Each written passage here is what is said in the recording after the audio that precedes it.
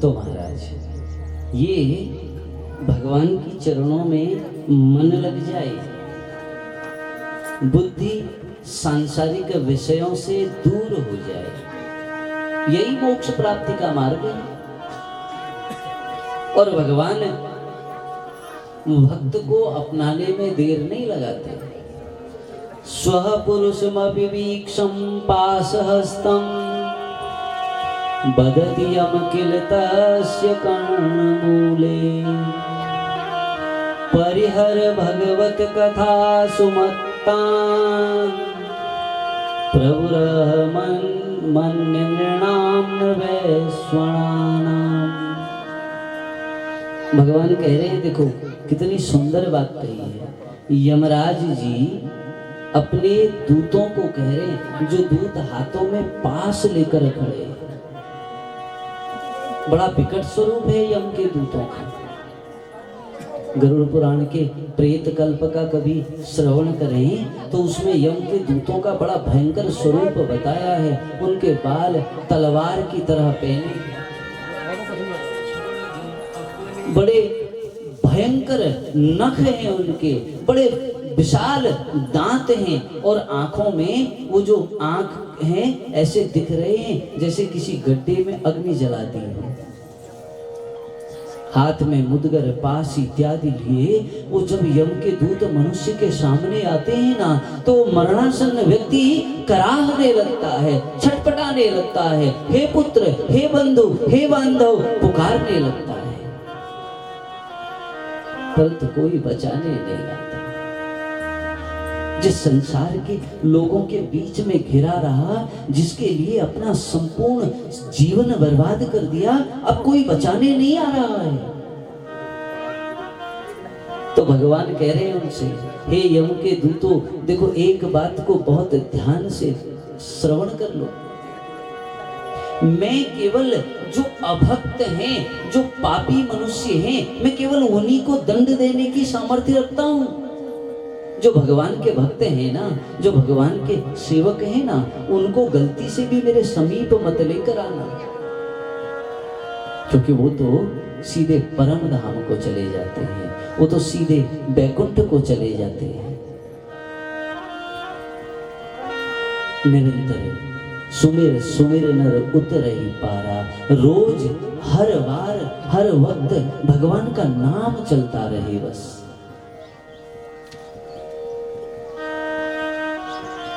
और कल हमने श्रवण किया, जो गोकर्ण महाराज जो आत्मदेव हैं, वो वेदों के विद्वान होने के बाद भी मोह में ग्रसित हो गए। और कैसे मेरा पुत्र मेरे पुत्र के मोह में बंध कर पूरा जीवन बर्बाद हो गया।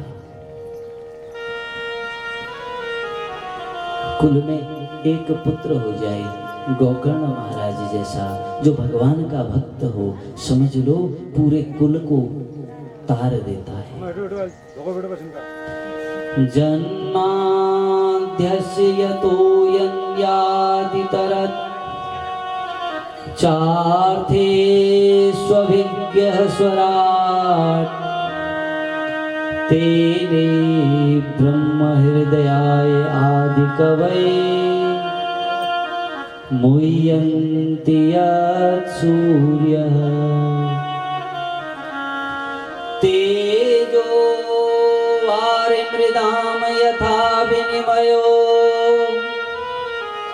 यत्र त्रिसर्गो मृषां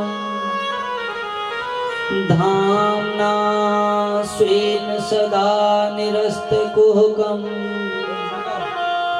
सत्यं परम धीमहि। जिससे जगत की सृष्टि होती है, जो इस जगत का पालन करता हो और क्षण मात्र में जो पूरे ब्रह्मांड का प्रलय करने की सामर्थ्य रखता हो, ऐसे भगवान को प्रणाम करते हैं। और सबसे बड़ी बात देखिए, यहाँ कह रहे हैं, इन्होंने कहा किसी देवता का नाम नहीं लिया, क्योंकि नहीं तो बहुत बड़ा भ्रम पैदा हो जाता। अगर कहते कृष्णाय वयं नुमः, तो कृष्ण के भक्त तो कहते महाराज ये तो हमारा ग्रंथ है, ये तो कृष्ण का ग्रंथ है। और शिवाय वयम नुमः कहते तो शैव कहते ये तो हमारा ग्रंथ है। कितनी सुंदर बात कही, सत्यम परम धीमहि। हम उस सत्य को प्रणाम करते हैं जो निरंतर रहता है, आदि मध्य अंत से हीन है। और तुलसीदास जी ने तो लिखा, धर्म न दूसर सत्य समान, आगम निगम पुराण बखान। इस संसार में अगर कोई मनुष्य का धर्म है तो वो है केवल सत्य। सत्य की शरण में मनुष्य चला जाए तो फिर मुक्ति बड़ी कठिन नहीं है। निगम कल्प तरोत गलितम फलम, सुख मुखादमृत द्रव संयुतम, पिबत भागवतम रसमालयम, मुहुरहो रसिका भुवि भावुका। और ये भागवत कैसी है? सुखदेव रूपी जो भगवान हैं उनके द्वारा कही गई है। और सुख रूपी जो तोता होता है ना, उसकी एक विशेषता होती है, वो उसी फल को खाता है जो मीठा होता है। और या फिर दूसरे अर्थ में कहें तो उस तोते के द्वारा खाया हुआ फल जो है वो अवश्य मीठा होता है। इसके कह रहे हैं ये सुखदेव रूपी भगवान ने जो ये अमृत दिया है ना भागवत का, इसको मनुष्य को निरंतर पान करना चाहिए, थकना नहीं चाहिए। अरे पिछले साल तो कथा सुनी, इस साल क्या आवश्यकता है? नहीं। सौनक ऋषियों ने प्रश्न पूछे हैं सूत महाराज से, और ये जो 6 प्रश्न पूछे हैं ना, इनमें ही सारी भागवत है। पहला प्रश्न पूछा, हे सूत महाराज एक बात बताइए, मानव का धर्म क्या है? और दूसरी बात बताइए, क्योंकि हमने तो अनेक अनेक ऋषियों से कथा सुनी है, भगवान के अनेक अनेक अवतारों की बात सुनी है। आप ये बताइए भगवान के अवतार कितने हैं? और हे सूत जी भगवान, हमने तो सुना है वो परब्रह्म, वो जो शक्ति है वो अजन्मा है। और यदि वो अजन्मा है तो वो कैसे कृष्ण बनकर आया, कैसे राम बनकर आया, ये सब आप हमको बताइए। और अगला प्रश्न किया, महाराज श्रेष्ठ कौन है? क्योंकि इसमें बड़ी दुविधा होती है। कोई कहता है राम को मानिए, कोई कहता है कृष्ण को मानिए, कोई कहता है शंकर को मानिए, परंतु महाराज जी ये बताइए मनुष्य माने किसको? श्रेष्ठ कौन है? और हे भगवान, एक बड़ी शंका हमारे मन में हो रही है, वो ये हो रही है कि जब भगवान अपने धाम को चले गए तो ये बताओ ये धर्म फिर गया किसकी शरण में? धर्म की रक्षा कौन करता है? क्योंकि भगवान तो अपने धाम चले गए। सूत महाराज ने सुना, बड़े प्रसन्न हुए, कहा ये सौनकाद ऋषियों, मैं आपको श्रवण कराता हूँ। कह रहे मनुष्य का धर्म है सत्य के शरण में चला जाना। धर्म न दूसर सत्य समाना, कोई और धर्म नहीं, सत्य को मान ले बस।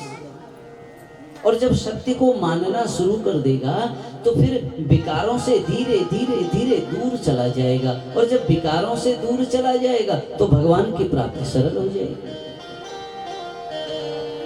और भगवान श्री कृष्ण में जैसे ही मनुष्य की भक्ति होती है, जैसे ही प्रेम लगता है, तो अनन्य प्रेम से जब मनुष्य का चित्त भगवान में जुड़ जाता है तो फिर वैराग्य का आविर्भाव हो जाता है। जब तक भगवान में चित्त नहीं लगेगा तब तक वैराग्य नहीं प्राप्त होगा।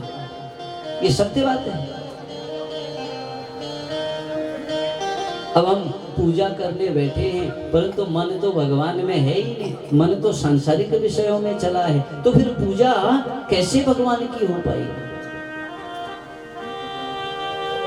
और ये सनकाद ऋषियों में आपको एक सबसे बड़ी बात बताऊं, जो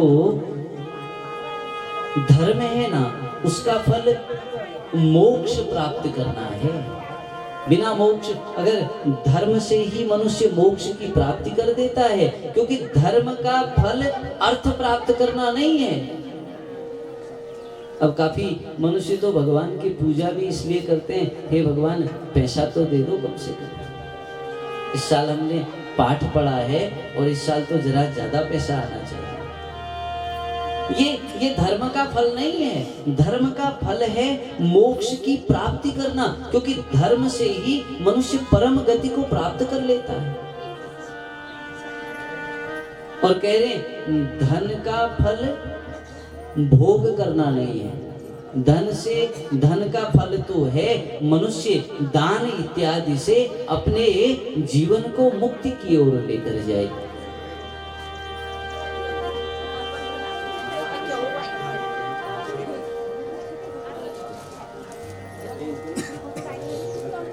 और जिस कथा में संतों का आगमन हो जाता है, वहां तो आप समझ लीजिए स्वयं भगवान विराजमान हो जाते हैं, क्योंकि संतों के रूप में ही तो भगवान की प्राप्ति होती है ना मनुष्य को।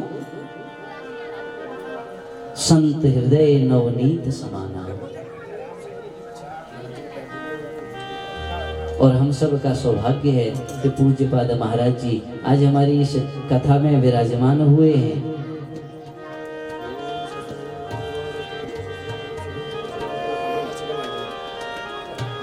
कह रहे हैं कि अर्थ की प्राप्ति से मनुष्य को नित्य प्रति अपने मुक्ति के मार्ग को बनाना चाहिए।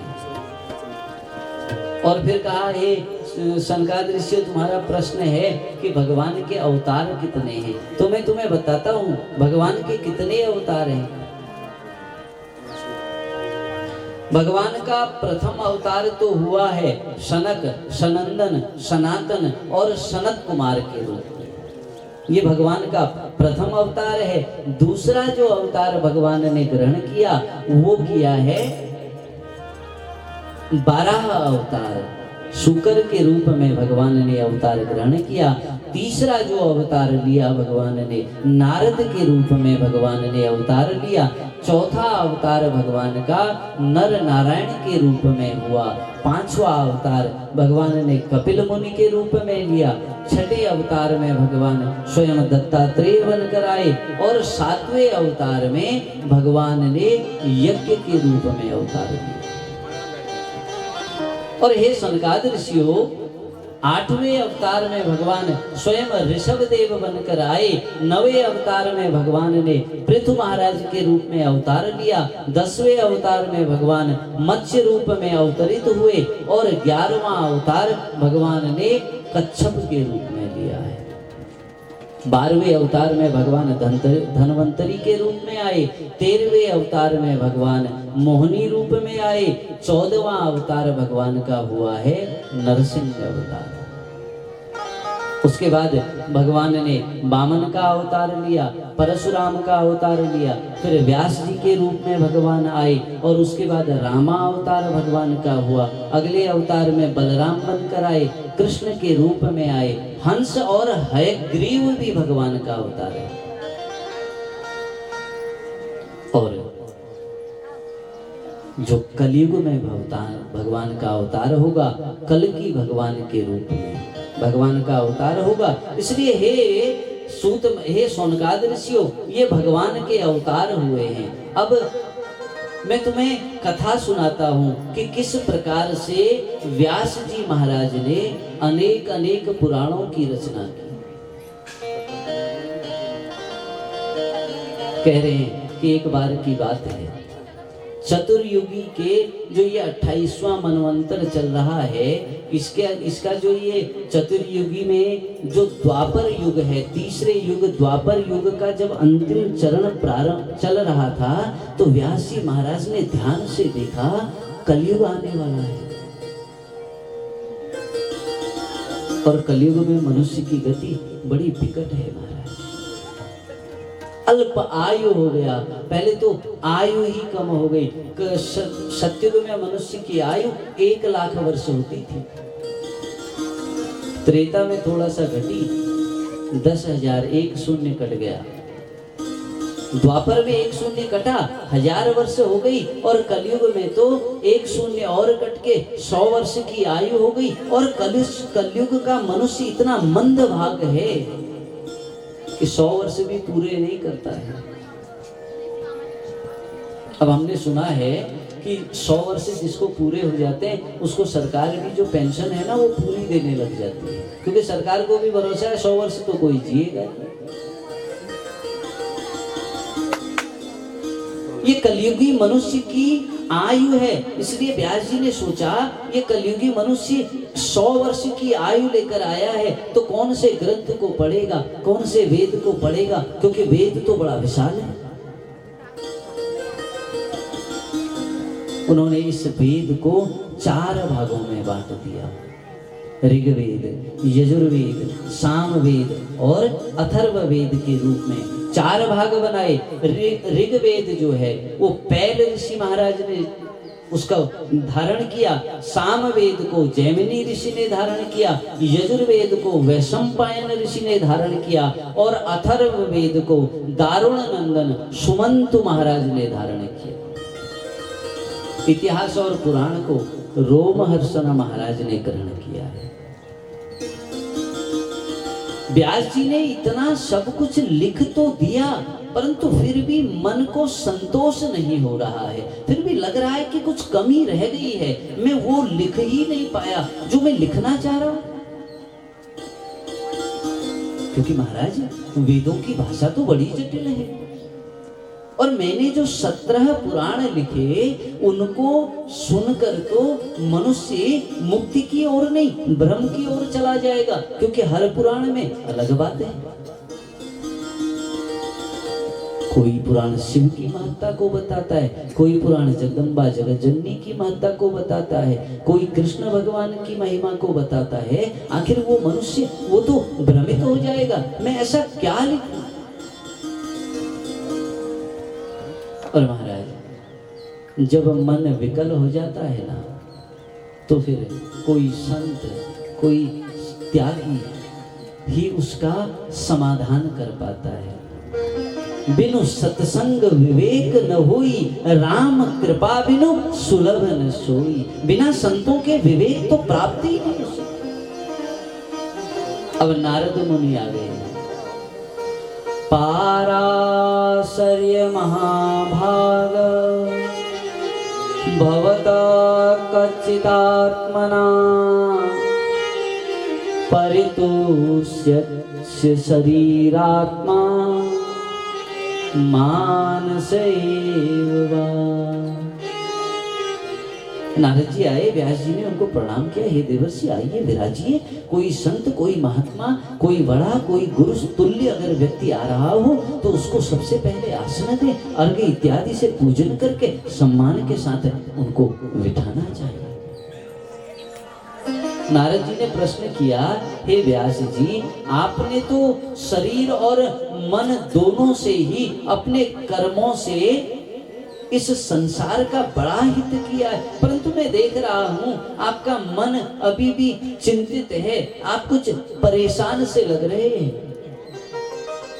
अरे आपने तो वेदों का भाग कर दिया, आपने तो 17 पुराण लिख दिए, अब आपकी भ्रम की स्थिति क्यों है, अब आप चिंतित क्यों हैं? व्यास जी कहने लगे, हे नारद जी आपने मेरे बारे में जितना कहा ना ये सारी बात सत्य है, परंतु मैं आपसे एक बात पूछता हूँ, इतना सब कुछ लिखने के बाद भी मेरे मन को संतोष की प्राप्ति नहीं हो पा रही है। मेरा मन अभी भी विकल है, मेरे को लगता है कुछ छूट सा गया है जिसको मैं लिख नहीं पाया, जिसको मैं बता नहीं पाया, जिसको मैं कह नहीं पाया। नारद जी ने कहा, व्यास जी बात तो सत्य है, अभी तक आपने जितना लिखा है ना वो सब बारात की बात लिखी है, दूल्हे के बारे में लिखना तो भूल गए। व्यास जी ने कहा, हे नारद जी, आप ये कैसी बात, बिल्कुल सत्य बात कह रहा हूँ। आप कृष्ण भगवान के बारे में लिखिए, आप श्रीमद् भागवत को लिखिए। श्रीमद् भागवत को लिखने के बाद हे व्यास जी, आपके मन को बड़ी शांति प्राप्त होगी। नारद जी के मुंह से सुनकर व्यास जी बड़े आश्चर्य में हुए। कहा, हे नारद, मैंने वेदों का 4 भाग कर दिया और मैंने 17 पुराण लिख दिए, उससे मुझे शांति नहीं मिली, तो फिर भागवत से कैसे शांति प्राप्त हो जाए? नारद ने कहा, यही तो बात है, आप समझ ही नहीं पा रहे। मैं आपको, आप भागवत में संदेह न करिए, मैं आपको बताता हूँ, मैं आपको स्वयं पर घटित घटना बताता हूँ, क्योंकि स्वयं पर घटित जो बातें हैं ना, उससे ज्यादा कोई प्रमाण नहीं हो सकता। कहने लगे, मैं अपने पूर्व जन्म की आपको एक बात बताता हूँ। मेरा जो पहला जन्म था ना, वहां में एक वेदवादी ब्राह्मणों के घर में एक दासी का पुत्र होकर जन्म लिया मैंने।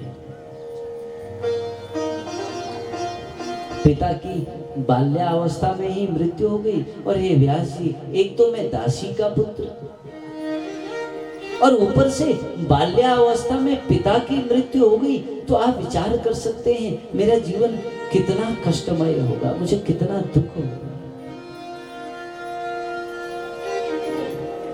दासी के रूप में मेरी माँ अनेक अनेक प्रकार से वो सेवा करती, और उससे जो उनको प्राप्त हो जाता ना, वो फिर हमें भोजन मिलता। इस प्रकार से मेरा शरीर बढ़ रहा था। और मैं आपको एक घोर आश्चर्य बताऊं, एक बार की बात है, कुछ संत लोग, कुछ महात्मा लोग चातुर्मास करने के लिए आते थे। अब आजकल तो स्थितियां ऐसी हो गई, पहले तो गांव में ही लोग नहीं है। पहले से ग्रीष्म ऋतु के समय हम देखते थे कि संत लोग गांव में भ्रमण करते थे। मुझे अपने बचपन में याद है कि जब वो महाराज जी लोग आते थे, तो जो वो भोजन बनाते थे ना, दाल चावल, उसका बड़ा महत्व था महाराज। लड़ाई होती थी हमें उसको खाने के लिए। कह रहे हैं चातुर्मास के समय संत आए और हमारे ही गांव में ठहर गए। अब जिस सेठ के वहां मेरी माँ दासी का काम करती थी, उस सेठ ने उन संतों की सेवा में मेरी माँ को कार्य सौंप दिया। मैं बालक था, बहुत कुछ तो जानता नहीं था, परंतु कभी पुष्प लाकर दे देता, कभी उनकी पूजा में थोड़ा सा मदद कर देता, तो वो संत ना मुझसे बड़े प्रसन्न होते थे। मैं चपलता नहीं करता था, मैं चंचलता नहीं करता था, मेरा मन खेल विषय विकारों में नहीं लगता था। जो छोटे छोटे बच्चे होते हैं ना, उनको कथाओं में लाना चाहिए। माता पिता तो कहते हैं नहीं, बच्चों का कथा में कोई काम नहीं है, बड़ों को जाना चाहिए। जब बचपन से बच्चा सीखता है ना, तभी तो वो अपने उद्धार का कार्य कर पाएगा। अच्छा, दूसरा, अगर बुढ़ों ने ही कथा में आना है और बुढ़ापे में कथा समझ में आ भी गई, तो क्या करेंगे? विचार करिए, क्या करते हैं? 80 साल में कथा में आए और अब कथा समझ में भी आ गई, और ये भी समझ में आ गया कि गड़बड़ हो गया है, ये जो 80 साल बीते ये बेकार बीत रहे, क्या करेंगे? क्योंकि पराधीन सपने हूँ सुख नाही, अब तो धन संतान ने ले लिया है। अपना शरीर परवश हो गया, अब शरीर भी साथ नहीं देता, तो क्या? बाल्यावस्था में बच्चों को अगर सत्संग में ले जाएं, उनको समझ में अगर आ जाए, और बाल्यावस्था से ही अगर उनके कर्म ऐसे हो जाएं, तो फिर उनको भगवान की भक्ति करने में कठिनाई नहीं होती। 20-20, 25-25 साल तक तो बच्चों को न मंदिर ले गए, न कभी पूजा में ले गए, न कभी कथा सुनाई, न कभी आरती दिखाई, न कभी बताया कि ये भगवान है, इनका पूजन करना चाहिए। 25 साल बाद माँ बाप परेशान रहते हैं। फिर जाते हैं आचार्यों के पास, महाराज कुंडली देख लो, अब तो कहना ही नहीं मान रहा, अब तो पूजन ही नहीं कर रहा, अब ये तो इसका तो मन ही भक्ति में नहीं लगता। इसका दोष किसका है? क्या उस बालक का दोष है? अरे महाराज उसको तो सिखाया ही नहीं गया, और जब उसको सिखाया नहीं गया तो उसको दोषी कहाँ से हो गया? दोष तो माँ बाप का है ना। अगर बचपन से उसको बताया होता कि बेटा बिना स्नान के भोजन नहीं करना चाहिए, उठकर सबसे पहले भगवान को प्रणाम करना चाहिए, रात को सोने से पहले भगवान को धन्यवाद देना चाहिए, उपवास रखना चाहिए, अब उसको पता ही नहीं लगा। नारद कह रहे मेरे में ये कोई बाल्यावस्था की चपलता नहीं थी, चंचलता नहीं थी, और जब मैं चपलता और चंचलता से शून्य था ना, तो वो संत मुझसे बड़ा प्रेम करते। दासी का पुत्र था, उन बर्तनों में जो थोड़ा बहुत प्रसाद बच जाता, उस प्रसाद को मैं ग्रहण कर लेता था, खा लेता। अब चातुर्मास का समय धीरे धीरे व्यतीत हो रहा था, मेरा मन भगवान के भजन में लग रहा था, मैं उन संतों के साथ नाम संकीर्तन करता, तो मेरी माँ को चिंता होने लग गई। मेरी माँ सोचने लग गई एक ही तो मेरा पुत्र है, और वो तो मोह से ग्रसित है ना, वो सोचने लगी एक ही मेरा पुत्र है, और ये भी अगर बाबा जी बन गया तो फिर मेरा कौन साथ देगा, मैं किसके सहारे बचूं? संतों का जाने का समय नजदीक नजदीक आया। एक दिन मैंने चरणों में गिरकर प्रणाम किया कि हे महाराज मुझे भी अपने साथ लेकर चलो, और मेरी माँ ने जब सुना ना, वो तो रो पड़ी, वो तो संतों के चरणों में गिरकर कहने लगी नहीं नहीं महाराज जी, इसको लेकर नहीं जाना। अरे एक ही तो मेरा पुत्र है जिसके सहारे मैं जीवन जी रही हूँ, अगर इसको भी आप लेकर चले गए तो फिर भला मैं किसके सहारे जीऊं? इसलिए नहीं महाराज, इनको नहीं ले। मैंने खूब जिद की, तो उन संतों ने मुझसे कहा कि नहीं पुत्र, अभी तुमको संन्यास नहीं लेना, अभी तुमको वैराग्य नहीं लेना, क्योंकि तुम्हारा एक दायित्व है ना अपनी माँ की सेवा करना, और जब तक माँ की सेवा पूरी न हो तब तक तुम संसार का त्याग नहीं कर सकते, तब तक तुम्हें संसार से अलग नहीं जाना। अब वो संत जाने लगे और मेरी विकलता बढ़ने लगी, मैं निरंतर रोने लगा। मेरी रुदन को देखकर उन संतों ने मुझ पर कृपा की और कृपा करके कहने लगे कि हे बालक सुनो, नमो भगवते तुभ्यं वासुदेवाय धीमहि प्रद्युम्नाय निरुद्धाय नमः संकरणाय च। कहा नहीं वाला वन में जाकर नहीं, अरे भक्ति तो घर में भी हो सकती है ना, गृहस्थ से बड़ा कोई आश्रम ही नहीं। और सच बताएं आपको, संन्यास लेने के बाद तो परिस्थितियां बड़ी विकट हो जाती हैं। अरे महाराज काफी प्रतिबंध लग जाते हैं, परंतु गृहस्थी तो बहुत सरलता से मुक्ति प्राप्त कर सकता है। संतों की सेवा, तीर्थों की सेवा, यज्ञ पुराण इत्यादि का श्रवण, गौमाता इत्यादि की सेवा करके गृहस्थी के पास तो अनेक अनेक साधन होते हैं। इसलिए हे बालक कहीं नहीं जाओ, अब घर में रहकर तुम नमो भगवते तुभ्यं वासुदेवाय धीमहि और प्रद्युम्नाय निरुद्धाय नमः संकरणाय च, इस मंत्र का निरंतर जप करो और इसके जप से तुम्हें भगवान की प्राप्ति हो जाए। और महाराज ये बात सत्य है, जब तक मन में विश्वास प्रबल न हो ना, जब तक दृढ़ता न हो तब तक प्राप्ति ही नहीं हो सकती भगवान। अदृढ़ं च हतं ज्ञानं प्रमादेन हतं श्रुतं संदिग्धो हि हतो मंत्रो व्यग्रचित्तो हतो जप।